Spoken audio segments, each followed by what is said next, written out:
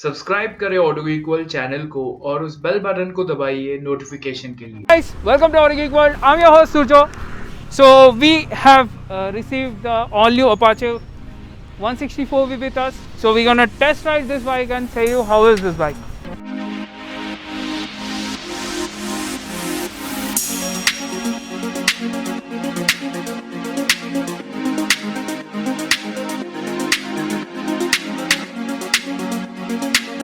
The Apache 164V is one of the best 160cc bike that money can get you in India, and let's know why. If you're new to my channel, you are heartily welcomed here. Please subscribe for unbiased bike reviews. Now that's over. The Apache series has always been popular in India, but the real competition came in with the likes of Gixxer and the FZ. So TVS introduced the 4V, 160 and the 200 and surprised us. The 164 we won our hearts with the super refined engine. With the bs6 update, not much has changed since. The 160 still carries the same design as of its elder sibling, and you also get more color option. It gets more edgier with the new sleek LED headlight and the boomerang shaped drls, which I'm particularly not a fan of, as they can be placed in a better position. They don't go well with the aggressive design language of the bike. Except for that, nothing much is changed. Still gets the offset fuel filler cap, and the white strip has RTR logo that makes it apart from the competition. Gets normal handlebar, not the clipons. Batarang style grab rail, which I really appreciate. The tank is muscular with the 3D TVS logo and the checkered flag on both the sides, with fins complementing its racing heritage.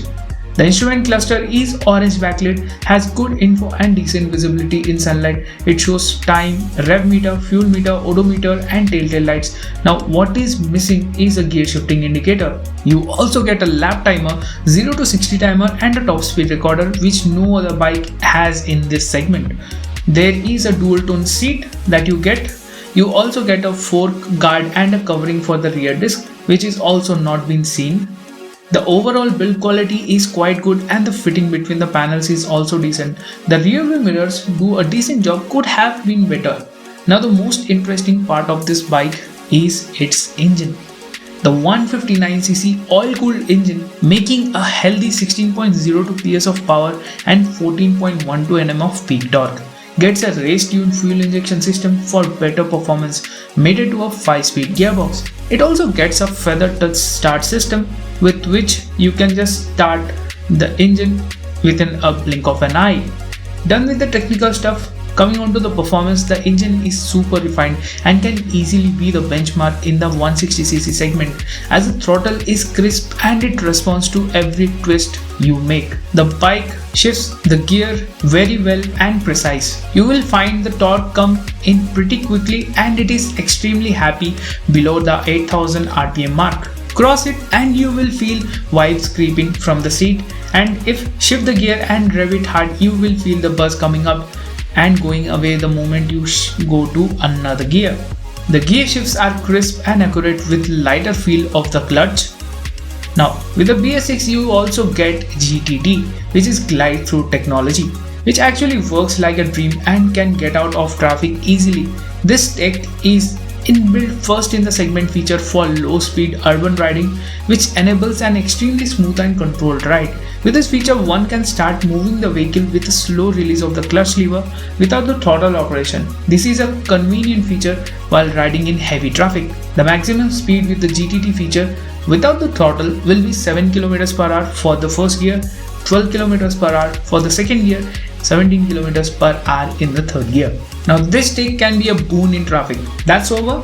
With this engine you will have a blast on the highways, as it is not stressed even at higher speeds. You can easily cruise between 80 to 90 speeds without any sweat. And you will appreciate how smoothly it handles and feels no vibrations at all. You also get a 12 liters fuel tank. Because of the fuel injection system, you need to have at least 1 liter of fuel always. Because of the dedicated oil cooler, the heating is well managed. With this engine, you can enjoy both the traffic and the highways equally. You will also can expect a mileage between 40 to 45 kmpl even if you drive rough.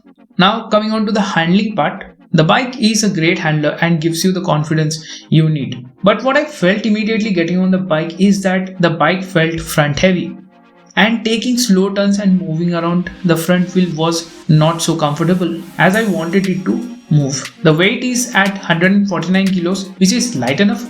The frame is a double cradle one, but still manages to impress us. The seat height is 800 mm, which can be accessible for most of the people. I am 5'11" and I find the seat to be very much comfortable.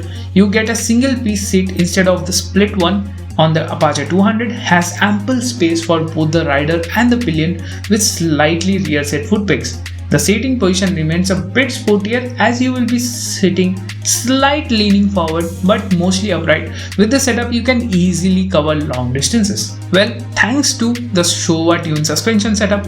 Now this setup is on point as the suspension is neither soft neither hard, very well balanced. Can handle most of the roads easily. Bumps are dealt with ease as you can have a look how well it glided through the speed breaker. Even I tried with high speed as it still managed to move on without any disbalance. You can even do some cornering with the setup. If you brake hard, the bike doesn't dip in the front, which is a very good thing.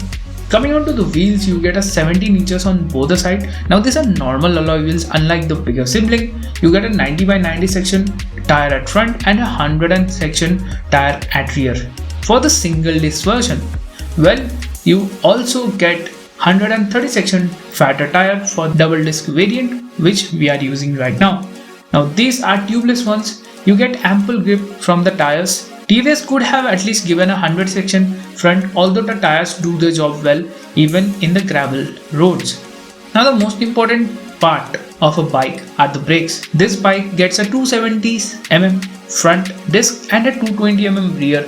You also get a 130 mm drum variant with single channel ABS. Now the ABS is a supermoto ABS. The braking performance is acceptable with the front disc giving you good bite and also the ABS kicking in quite efficiently.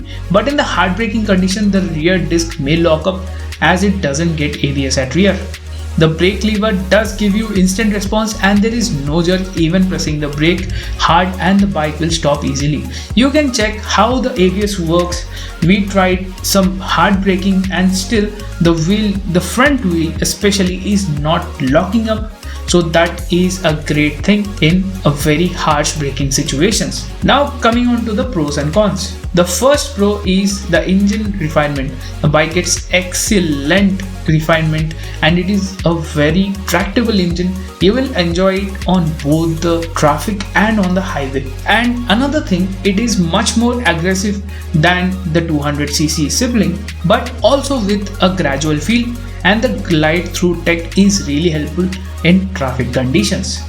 Another thing is the comfort. You get a very much comfortable seat and the seating position is very good with a great suspension which is tuned from the house of Showa. You can do some great cornerings with the suspension setup and also can go out do some off-roading stuff with this. Third thing, you get very good brakes at front and the ABS does work really well.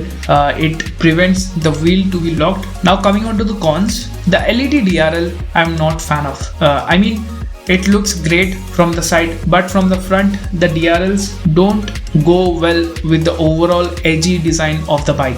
Next thing is, it's a nitpick that I am really missing the gear shifting indicator, although it's not that important, but yeah, it's a nitpick. All in all, the bike is an excellent package for one who is looking for a commuter without compromising on the performance, as it sets a perfect balance.